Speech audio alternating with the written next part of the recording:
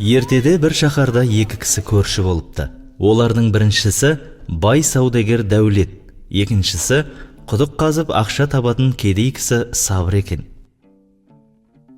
Саудагер өзінің көршісінің ылғи да ауыр бейнетпен су шығарып жатқанын көріп, ішінен: "Мынадай ауыр бейнет жасап, жарлы болғанша, мен секілді сауда жасап неге бай болмайды?" деп ойлап қояды екен.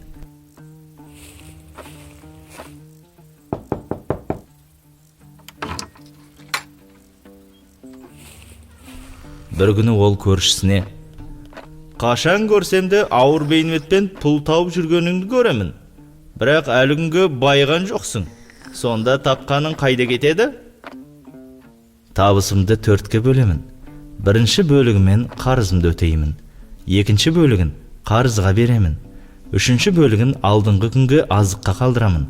Төртінші бөлігін ғана әйелім екеуміз азық етеміз." деп жауап беріпті кедей көршісі.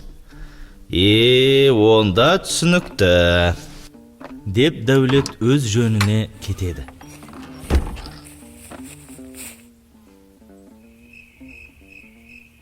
Бірақ сөздің мәнісін ұқпай, түнімен бас қатырып ұйықтай алмайды.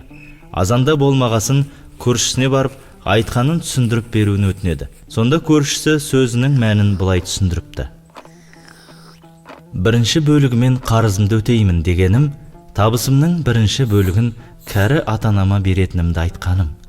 Олар мені өмірге әкелді, бақты, өсірді. Олардың еңбегін түгел қайтару еш мүмкін емес. Перзенттік борышты ешқашан толығымен өтей алмаспын. Сонда да оны өтеуге тырысамын. Өйткені ата-анасына жақсылық жасаған бала пайғамбарлармен бірге жәннатқа кіреді" деген.